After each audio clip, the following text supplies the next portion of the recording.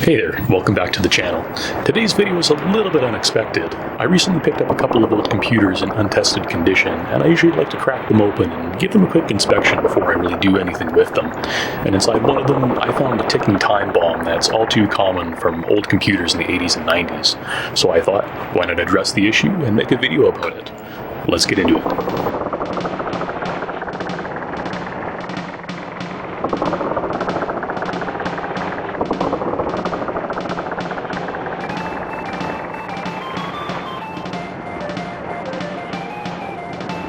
On the outside, this thing's looking pretty beat up, especially with the missing drive handle.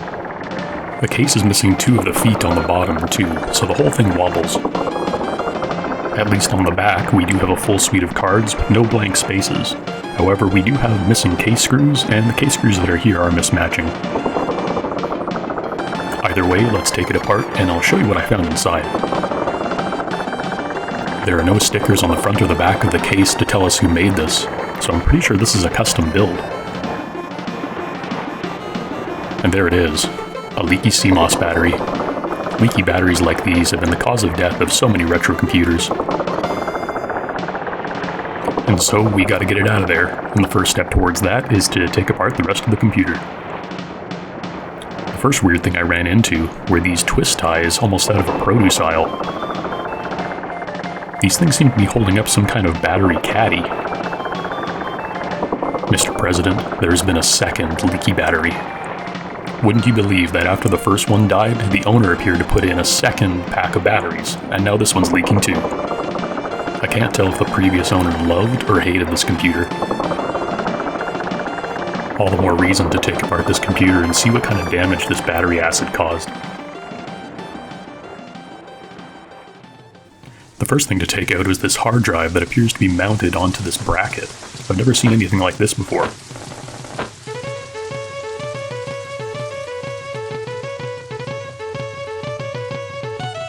Looks like we have an old Seagate IDE hard drive here. And again, I can't tell if someone really cared about this computer or not, because we have the hard drive information written on a sticky note here. This will come in handy later. Next is the power switch, and the power supply comes out.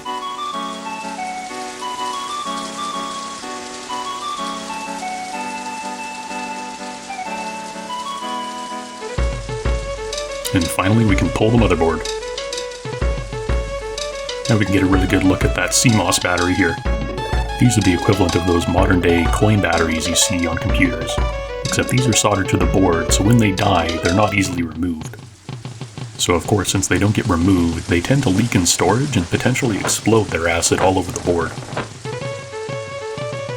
And that other battery pack? Guess what it was over top of? The main BIOS chip that it leaked acid onto. If that chip there is toast, then this whole computer is toast. We do get our first manufacturer sticker of the day. Looks like this motherboard was manufactured by Amptron. Here's our AMD-made 386, still with the warranty seal. Let's get back to that battery now. I thought I would try desoldering it, but I think the best thing to do is just to clip it out. However, the other side was pretty hard to get to, so I ended up just twisting it right off the board. I wasn't really worried about damaging the board since it was all soaked in acid anyway. And thus the cleanup begins. The first thing I tried to use was 99% IPA. I later realized this was a mistake and ended up switching to white vinegar to neutralize the acid. It wasn't totally ineffective though, as it was at least picking up some of the stuff off the board.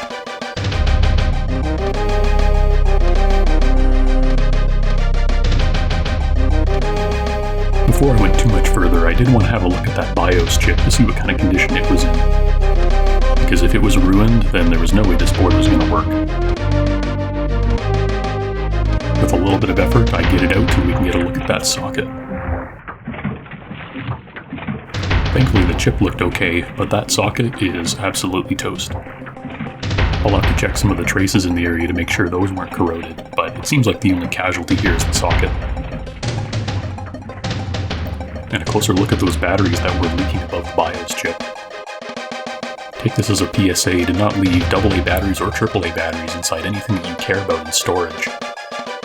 Anything from TV remotes to Wii remotes or anything can be totally destroyed if these things are left for a long time. The fact that these are old Radio Shack batteries show that these have been in here for quite a while. Seeing that the board didn't look too bad, I figured it was worth pulling the socket to see if we could actually get this thing working. The first step there is to add a little bit of fresh solder to each of the joints on the socket. We'll then grab the desoldering gun and suck it all out.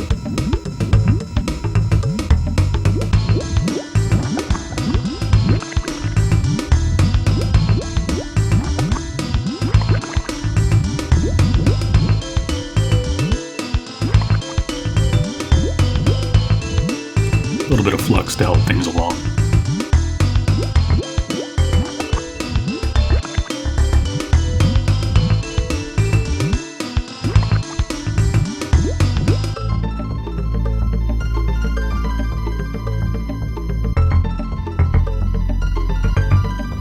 The desoldering gun makes quick work of pulling this out. These things can be quite expensive to buy, but when you run into situations like this, you wouldn't have anything else.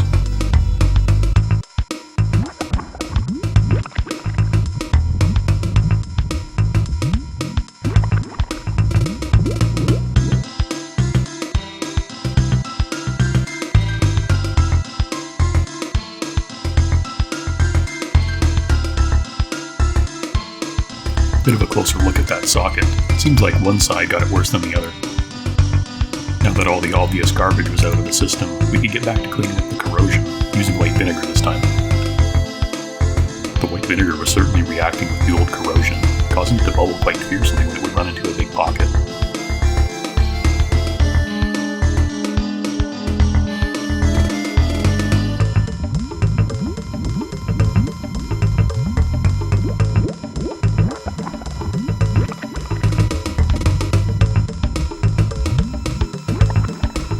I was amazed at all the little corners of the board where I found acid.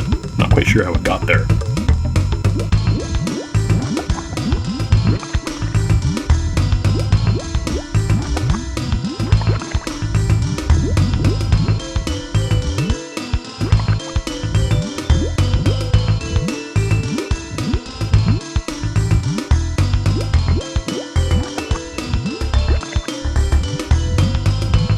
Next, I wanted to pull out the old leads of the battery.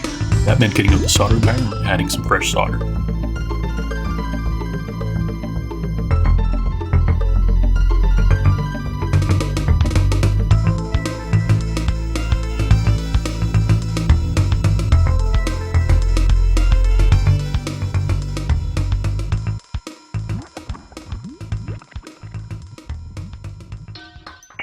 Back in with the desoldering gun just to clear out those holes.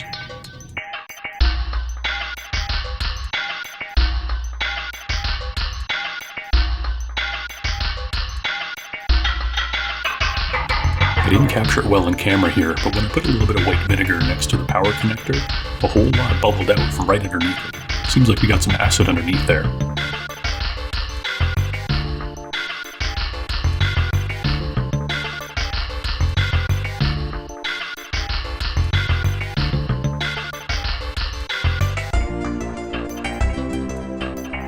You can kind of see what I mean with this shot. There are a couple of bubbles coming up from underneath that white connector.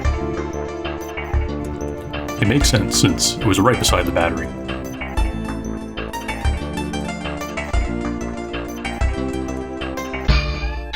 This meant that the power connector was going to have to come out too, especially if I was going to clean up anything else that was underneath there. And so the same drill, add some fresh solder, come back in with the desoldering gun, and pull it out.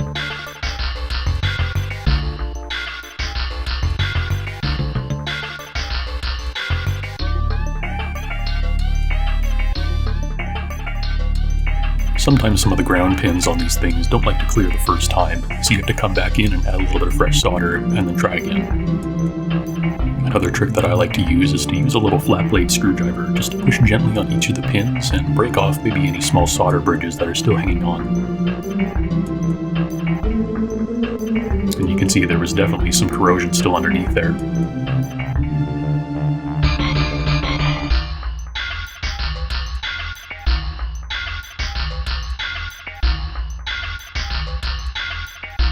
I didn't show the process on camera, but I did check all of the corroded traces for continuity around by the battery and by the BIOS chip, and only found one that was broken. Before we fix that though, we're going to need to put that power connector back in. I also didn't show this on camera, but I did check the board for continuity on the power rails just to make sure that there weren't any shorts on the 5V to 12V rail.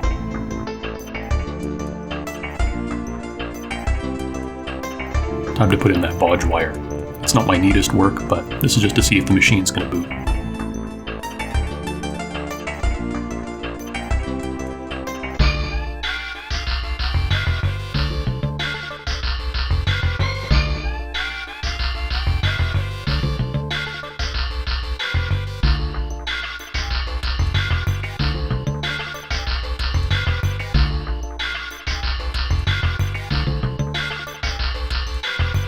And while I could solder the BIOS chip back into the board, I got a new socket to replace the broken one.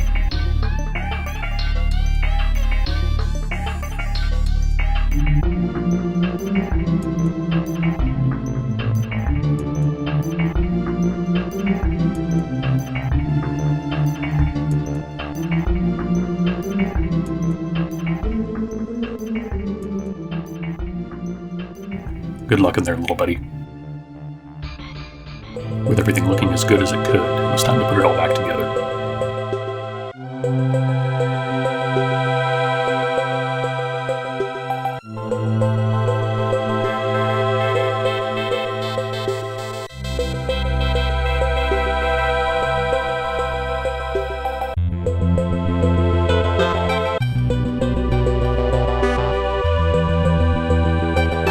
The part that was a little bit confusing to me were these jumpers here.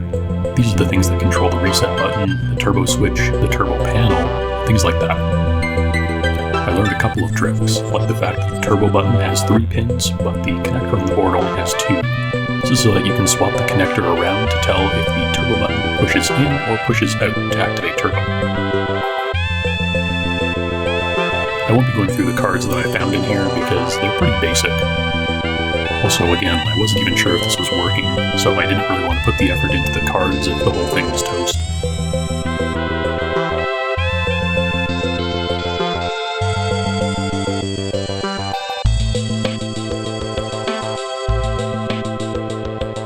We'll find out soon enough though, because we're ready for a power on test. Standing back a little bit, I sent it.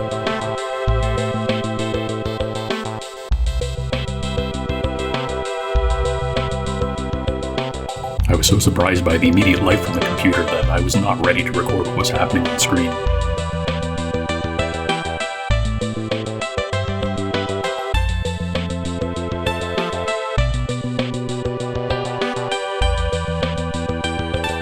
And yet there we have it. After surviving 2 battery explosions, this computer was fully working, and all it took was 1 bodge wire and 1 socket. It seemed like all the RAM passed as well, with a full 4 megabytes. Yeah, I'm not surprised by that. Time to set this thing up in CMOS to see if I can get it to boot something. At this point, I kind of went for broke. I put the old hard drive back in, configured it in CMOS to see what would happen with it. It's not an MFM or a SCSI hard drive, so I figured it had a decent shot at working. I used the data on the sticky note to plug things into the CMOS. I'm a little surprised things weren't detected automatically, but I guess that's old computers for you. Once that was done, it was time to fire it up and see what happens. Once again, to my absolute amazement, it booted up to MS-DOS. Not just that, however, because it booted up into a full copy of Windows 3.11.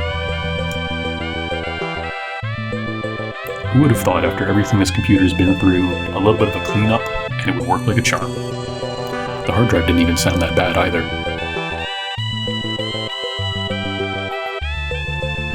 The only issue now is that I didn't have a mouse to navigate Windows. So while I tried to get my hands on one of those, I figured, why not test the floppy drives? Since my last video, I picked up a couple of MS-DOS floppy disks on 3.5 and 5.25 to be able to test drives like this.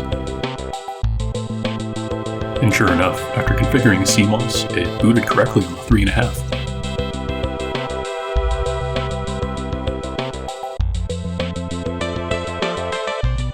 And so let's try that 5.25 with DOS 3.3. One problem we're going to run into here is the fact that we don't have that drive handle. Try it out with my hand, I definitely couldn't get it closed. So unfortunately that meant I had to resort to drastic measures. I promise I'll never do this again.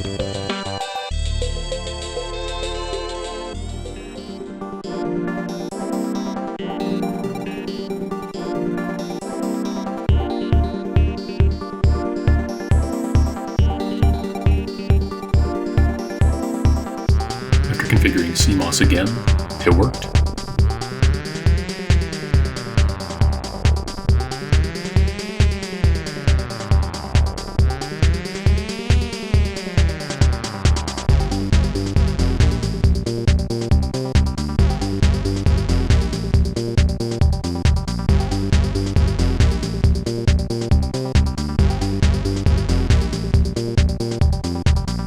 It was at this point I had configured the CMOS menu a number of times and had figured out exactly what I needed to get things working. And I was a little bit tired of having to reconfigure it every time I shut the machine off for a little bit. And while I really didn't want to put a CMOS battery back in after just taking those leaky ones out, I felt like it was best to do it to prevent myself from having to do this over and over. So I got out that old battery caddy to see if I could fix it, starting by giving it a dunk right in the vinegar. Fixing a broken connection on the back.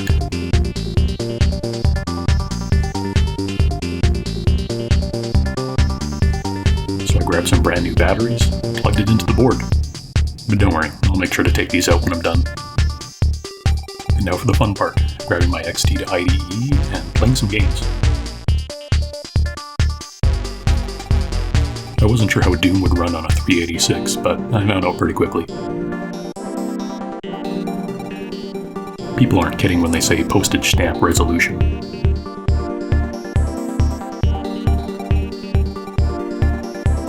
So let's play something that this computer can run.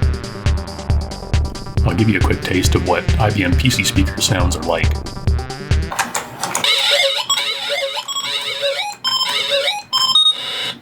Yeah, we're pretty spoiled these days. But anyway, let me show you what this computer's got.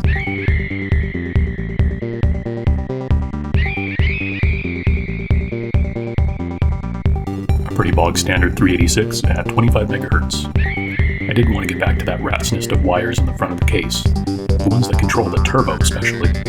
While this computer can switch between 25 megahertz and 8 megahertz, I couldn't get the 8 megahertz to work, even though the megahertz display was matching the button position. So if you have any insight on what this could mean, or if there's any way to fix it, let me know. I was kind of excited at this point to put it all back together and match it with a nice monitor and keyboard. And so here we are. We're not finished yet, but it's looking pretty good to me. Bland peripherals for a bland computer. Not bad. Changing gears a bit, I found a file online for a 5.25 inch floppy drive handle, so I decided to print it out.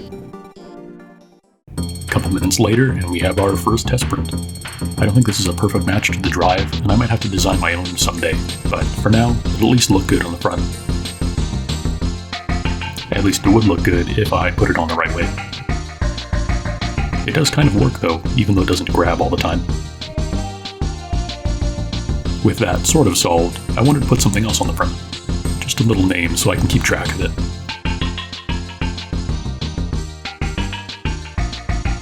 While I was let loose with the label maker, I put something on the keyboard too. On the inside, I also tied down that CMOS battery caddy to the side of the power supply with Velcro. Next, I turned my attention to those case feet. I picked up some furniture movers to replace the ones on the bottom, and hopefully that would help.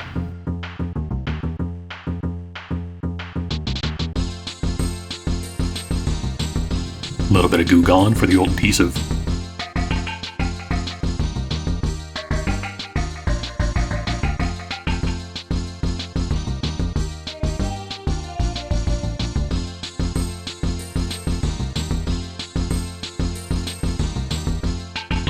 Much better, and you'll never really see them anyway. A couple days later, I got some mods in the mail, including some new memory. This will bring it up from 4 megs to 8 megs.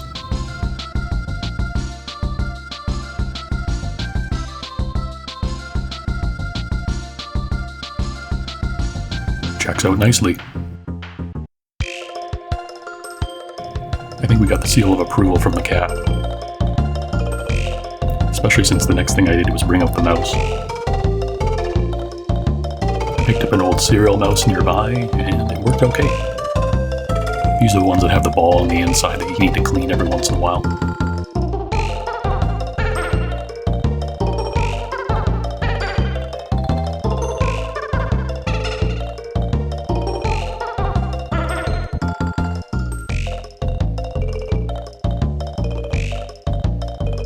And so it's time to wrap this project up for now. I certainly could go on adding mods, but we definitely have to call this video at some point. And like any good project, it's never done. And so at some point along the way, you have to learn to enjoy it, play some games, and live out some nostalgia. For me and for most of my family, one of those nostalgic titles is Treasure Mountain. I can remember growing up playing this game on an old IBM of some kind. I can't remember what type or what model, and hopefully I can find a picture somewhere. Either way, I have to reiterate, I'm really stunned that this thing worked as well as it has. Especially considering, in the end, all it needed was one bodge wire and a new socket. And even then, it really didn't even need the socket if I wanted to solder that chip down. And obviously these things aren't being made anymore, so every one that we can save is one that's going to be around for years to come. One last mod. I wanted to give this thing a better name and call it the TH-PC. With that, you'll definitely see this guy soon. Thanks for watching the video. If you liked it, I'd appreciate a like and subscribe, and I'll see you in the next one.